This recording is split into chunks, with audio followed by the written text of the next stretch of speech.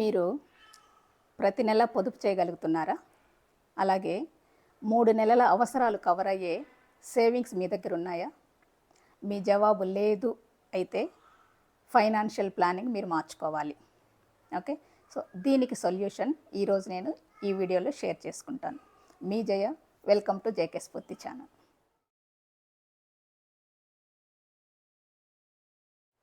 Financial approaches ప్రకారం శాలరీలో 20% savings అంటారు కదా.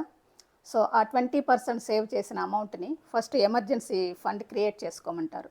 ఈ ఎమర్జెన్సీ ఫండ్ కూడా 3 to 6 months మన అవసరాలు కవర్ అయ్యేటట్లు ఉండాలన్నమాట. ఓకే, సో ఇక్కడ మనం ఏంటంటే మినిమం 3 months, మ్యాక్సిమం 6 months అనమాట. సో ఈ కేసులో మనము మ్యాక్సిమంకే ఎయిమ్ పెట్టుకుందాం. అంటే 6 months మన అవసరాలు కవర్ అయ్యే సేవింగ్స్ని మనము క్రియేట్ చేసుకోవడానికి ఎమర్జెన్సీ ఫండ్ని ట్రై చేద్దాం. ఇప్పుడు ఒక 20,000 శాలరీ వచ్చేవాళ్ళు సేవింగ్స్ అంటే ఒక 20% అనమాట. అంటే మంత్లీ ఒక 4,000 సేవ్ చేయగలరు కదా. సో ఈ 4,000 సేవ్ చేసుకుంటూ 1 year వెళ్ళారనుకోండి 48,000 వస్తుంది.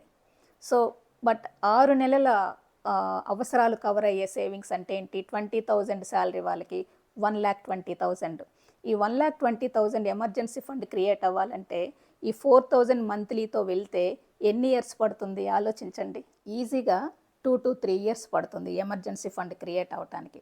ఈలోపు ఏదైనా ఎమర్జెన్సీ వచ్చేసి అన్ఎక్స్పెక్టెడ్ ఫ్యామిలీ ఎక్స్పెన్సెస్ కానీ, ఏదైనా జాబ్ ట్రాన్సిషన్ పీరియడ్లో ఉన్నప్పుడు కానీ, జాబ్ పోవటం కానీ జరిగినప్పుడు మనకి మంత్లీ ఎక్స్పెన్సెస్ ఎలా కవర్ అవ్వాలి కదా. సో అందుకనే వీలున్నంత త్వరగా షార్ట్ పీరియడ్లో ఎమర్జెన్సీ ఫండ్ని క్రియేట్ చేసుకోవాలి. దానికి ఈరోజు నేను ఒక 3 టిప్స్ చెప్తాను మీకు.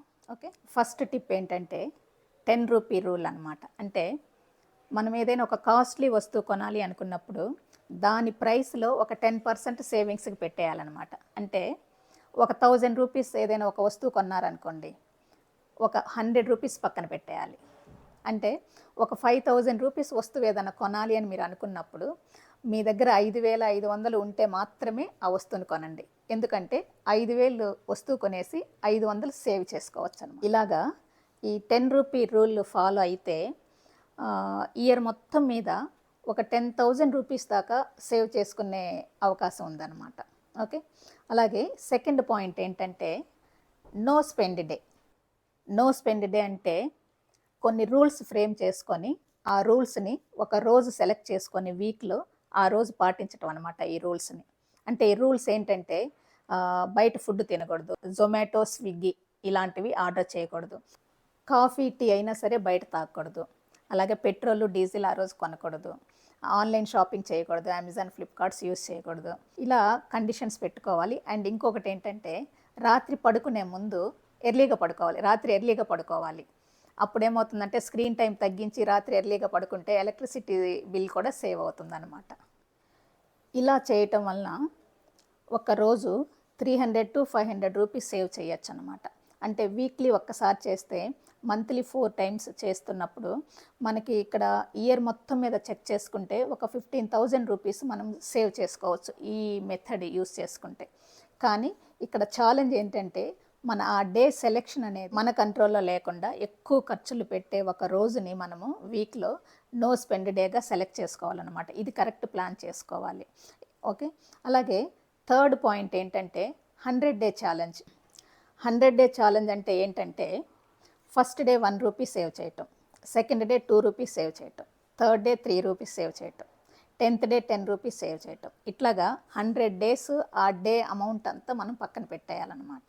ఓకే, ఇలా 1 rupee 2 rupees పక్కన పెట్టడం కష్టమవుతుంది కాబట్టి ఫస్ట్ డే నుంచి 10th day వరకు 55 rupees అనమాట. అంటే ఫస్ట్ 10 daysలో 55 rupees పక్కన పెట్టేసేయండి. అలాగే 11th day నుంచి 20th day వరకు 155 rupees అవుతుంది. అంటే ఆ సెకండ్ 10 daysలో ఒక 155 rupees పక్కన పెట్టేసేయండి. అలాగే 21st day నుంచి 30th day వరకు 255 rupees అనమాట. తర్వాత నెక్స్ట్ 10 daysకి 355, ఆ తర్వాత 10 daysకి 455. ఇలాగా ఒక 100 days కనుక చేయగలిగితే ఈ 100 daysకి 5,000 అమౌంట్ని మనం సేవ్ చేయొచ్చు అనమాట. శాలరీలో 4,000 మంత్లీ సేవ్ చేస్తున్నాం కదా, అంటే ఇయర్లీ 48,000 అనమాట. ఈ ఫస్ట్ టిప్ 10 rupee రూల్లో ఒక 10,000 సేవ్ చేయొచ్చు అనమాట. అలాగే నో స్పెండ్ డేలో ఒక 15,000, ఈ 100 డే ఛాలెంజ్లో ఒక 5,000, మొత్తం ఆ 48,000 ప్లస్ ఈ 30,000 తీసుకుంటే అప్రాక్సిమేట్గా 80,000 మనం ఒక ఎమర్జెన్సీ ఫండ్ని క్రియేట్ చేసుకోవచ్చు అనమాట. అంటే ఒక 20,000 శాలరీ వచ్చే పర్సన్కి ఎమర్జెన్సీ ఫండ్ 6 మంత్స్ శాలరీ అంటే 1,20,000కి మనం 80,000ని సేవ్ చేసుకునే అవకాశాలు ఉన్నాయన్నమాట, ఇలా మనం ప్లాన్ చేసుకుంటే. ఓకే, సో రిమైనింగ్ 40,000 గురించి మనం ఆలోచించాలి.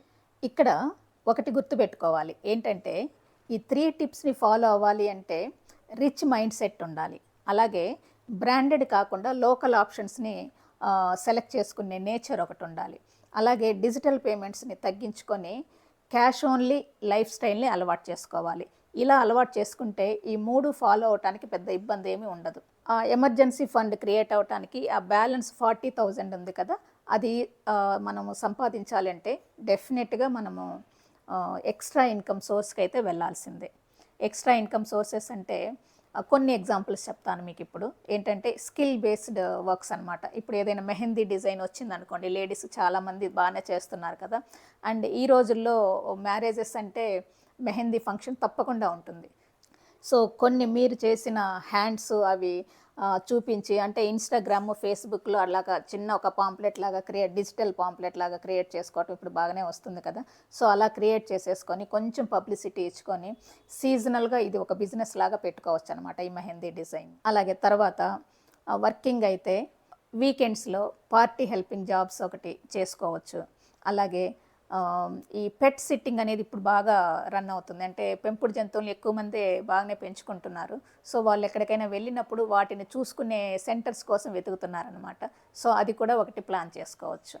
తర్వాత బైక్ కానీ కారు కానీ ఉంటే యాడ్ స్టిక్కర్స్కి వెళ్ళొచ్చు అనమాట. అంటే కొన్ని కంపెనీస్ వాళ్ళ బ్రాండ్ని ప్రమోట్ చేసుకోవటానికి ఇలా స్టిక్కర్స్ అంటిస్తూ ఉంటాయి అనమాట, కార్స్కి, బైక్స్కి. ఈ ఆప్షన్కి కూడా వెళ్ళొచ్చు అనమాట.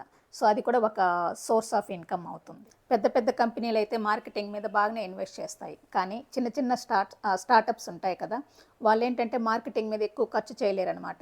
సో అలాంటి వాళ్ళకి ఈ అఫిలియేట్ మార్కెటింగ్ ద్వారా వాళ్ళకి కొంచెం మార్కెటింగ్లో హెల్ప్ చేస్తే అక్కడ కూడా కొంచెం ఇన్కమ్ తెచ్చుకునే అవకాశాలు ఉన్నాయన్నమాట. సో ఫ్రెండ్స్, ఇవి ఎమర్జెన్సీ ఫండ్ని అతి తక్కువ కాలంలో క్రియేట్ చేసుకోవటానికి నాకు తెలిసిన టిప్స్ అనమాట. అలాగే ఇవి కాకుండా మీరేమైనా ఫాలో అవుతుంటే అవి కమెంట్లో తెలియచేయండి. అలాగే ఫ్రెండ్స్, ఒక ఎగ్జైటింగ్ అప్డేట్ ఏంటంటే టెలిగ్రామ్లో కూడా మనం కనెక్ట్ అవ్వచ్చు.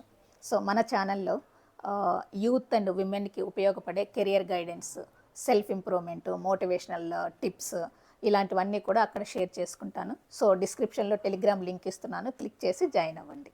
సో ఫ్రెండ్స్, వీడియో నచ్చినట్లయితే లైక్ చేయండి, షేర్ చేయండి, అలాగే జేకే స్ఫూర్తి ఛానల్ని సబ్స్క్రైబ్ చేయండి. Thank you.